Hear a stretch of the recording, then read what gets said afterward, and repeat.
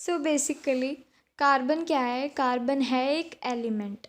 और कार्बन क्या है? कार्बन एक नॉन मेटल भी है एक एलिमेंट होने के साथ साथ। और कार्बन अर्थ सरफेस पर बहुत ही कम अमाउंट में पाया जाता है। सिर्फ अर्थ सरफेस पर ही नहीं बल्कि एटमॉस्फेयर में भी कार्बन की अमाउंट जो है वो बहुत कम है।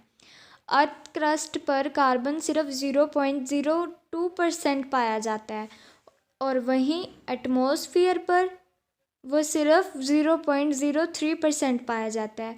एटमॉस्फेयर में कार्बन प्रेजेंट होता है CO2 की फॉर्म में। CO2 क्या होता है? Carbon dioxide. और सभी जो भी लिविंग बीइंग्स होते हैं उनमें कार्बन प्रेजेंट होता है। तो ऑर्गेनिक कंपाउंड्स क्या होते हैं? ऑर्गेनिक कंपाउंड्स वो होते हैं, वो सभी लिविंग बीइंग्स ऑर्गेनिक कंपाउंड है। जी हाँ, हम भी एक ऑर्गेनिक कंपाउंड्स हैं जो किससे बने हुए हैं? कार्बन एटम से बने हुए हैं, कार्बन कंपाउंड से बने हुए हैं। तो कोई चीज़ कार्बन से बनी हुई है या नहीं ये हम कैसे पता करेंगे? एक टेस्ट करके। पहले तो हमें कोई भी चीज़ ले लेनी है जिससे हमें लगता है कि ये कार्बन बेस्ड है, फिर हम उसको टेस्ट करेंगे। Take a carbon based material, ठीक है। To check whether it is containing carbon और not we will convert into CO2। अब CO2 में कैसे कन्वर्ट करेंगे? कार्बन डाइऑक्साइड में, उसे बर्न करके। जब हम उसे बर्न करेंगे तो जो लाइम वाटर होगा वो मिल्की हो जाएगा।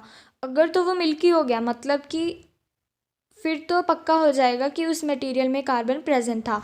और अगर वो मिल्की ना हुआ तो मतलब उसमें कार्बन प्रेजेंट नहीं था। अब देखो, कार्बन एक एलिमेंट है, तो एलिमेंट है तो उसका कुछ एटॉमिक नंबर भी होगा और कुछ उसकी इलेक्ट्रॉनिक कॉन्फ़िगरेशन भी होगी।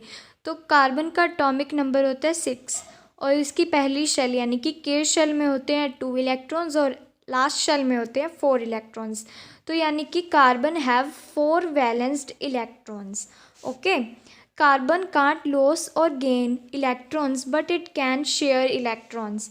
कार्बन कभी भी इलेक्ट्रॉन्स या तो छोड़ नहीं सकता या फिर ले नहीं सकता, बस वो शेयर कर सकता है किसी के साथ भी। Carbon always form covalent bonds. अब उसे अगर इलेक्ट्रॉन्स शेयर करने हैं तो उसे किसी के साथ अच्छी बॉन्डिंग रखनी पड़ेगी और वो बॉन्डिंग वो सिर्फ कोवलेंट बॉन्ड से ही बना सकता है। तो कार्बन की वैलेंसी कितनी हुई? 4। तो कार्बन क्या हुआ? टेट्रावैलेंट हुआ। यहाँ पर टेट्रा का मतलब है 4 और वैलेंट का मतलब हुआ वैलेंसी। ओके। और carbon can make maximum 4 bonds. Carbon maximum सिर्फ 4 बॉन्ड्स बना सकते किसी के साथ भी। क्यों? इसका भी एक अच्छा रीज़न है, because it already have 4 valence electrons. अब कार्बन के पास 4 वैलेंस्ड इलेक्ट्रॉन्स तो ऑलरेडी हैं और उसे स्टेबल होने के लिए कितने चाहिए? 8 चाहिए। यानी कि अब उसे शेयर कितने करने हैं, यानी कि गेन कितने करने हैं? शेयरिंग के थ्रू। वो गेन नहीं कर सकता, शेयर कर सकता है। तो शेयरिंग के थ्रू वो कितने और ले लेगा? 4 इलेक्ट्रॉन्स और ले लेगा। तो वो कैसे शेयर करेगा? इस तरीके से इसका हम सिंबल बनाएंगे। यहाँ से एक इलेक्ट्रॉन ले लिया, यहाँ से एक एक एक, और ऐसे करके ये 4 ले सकता है इलेक्ट्रॉन्स। किसी से भी ले सकता है, कोई भी एलिमेंट हो सकता है वो।